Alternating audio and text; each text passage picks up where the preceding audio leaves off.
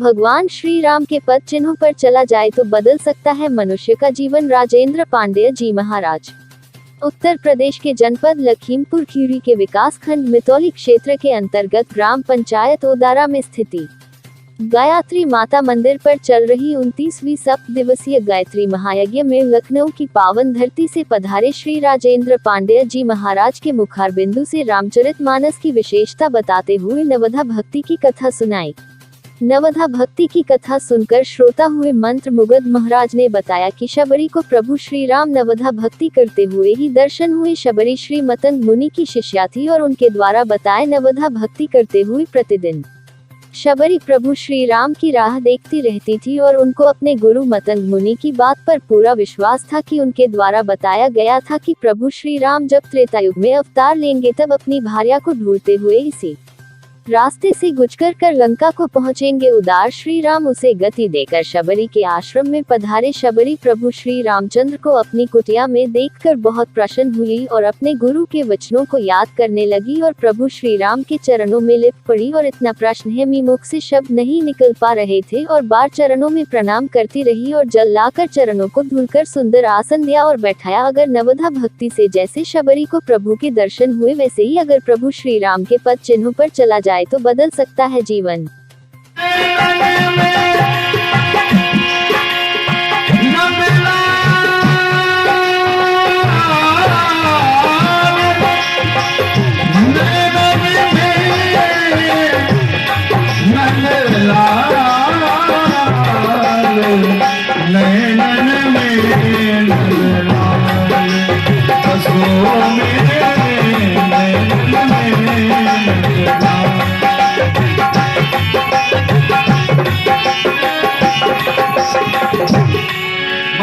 बोलती हैं कि आप दिल में ना बसो, हृदय में ना बसो, आप हमारी आंखों में आकर के विराज जाओ।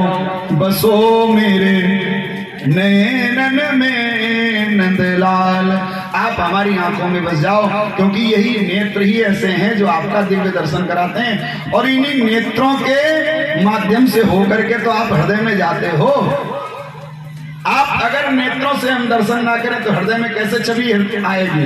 पहले तो नेत्रों में देखा जाता है, नेत्रों के रास्ते से भगवान को हृदय में बुलाया जाता है। तो माता मीरा कहती हैं आप हमारी आंखों में बस जाओ, आप हमारे नैनों में विराज जाओ। तो ये है रूप की भक्ति। रूप की भक्ति इतनी करो, इतनी करो, इतनी करो कि संसार में हमें संसार न दिखाई दे, संसार वाला दिखाई दे।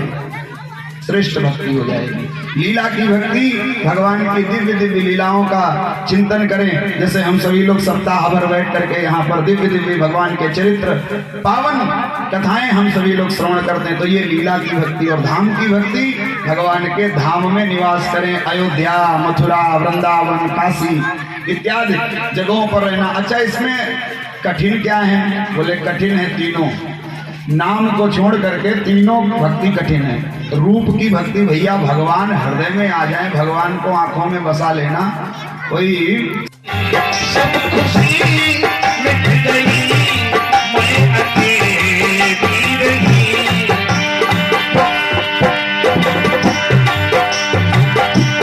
सब खुशी मिट गई, मैं अकेली रही। प्यार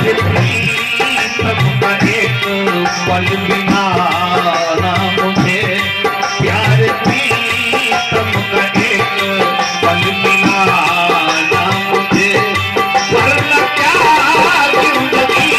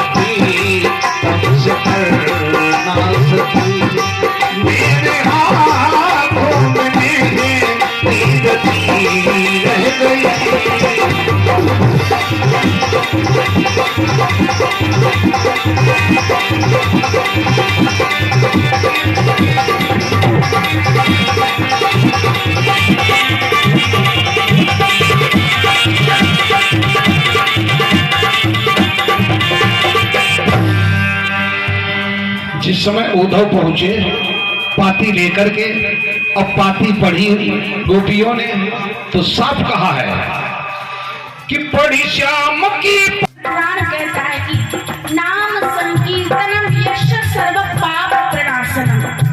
बाबा तुलसी कहते हैं कलयुग केवल नाम आधारा, और भागवत कहती है नाम संकीर्तनम यश। भगवान के खाली नाम मात्र से, जैसे आग जलती है ना, जलती हुई आग में आप लकड़ी डालोगे जल जाएगा। आग का स्वभाव क्या होता है भैया बोलो?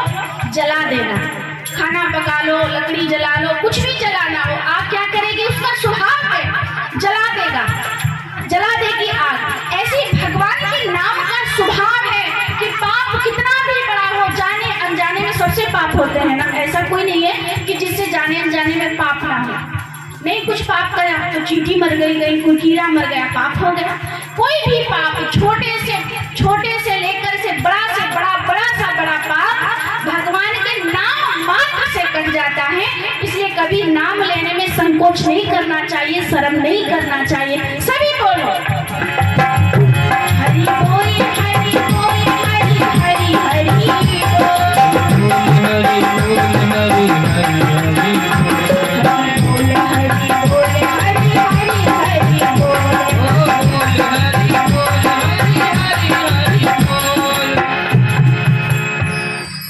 लगन सच्ची भगवान से लग गई, तेरे जीवन का नक्शा बदल जा,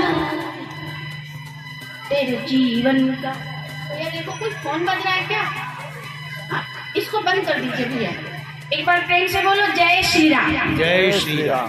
आइए मानस के माध्यम से थोड़ा सा आप सभी लोग श्रवण करें।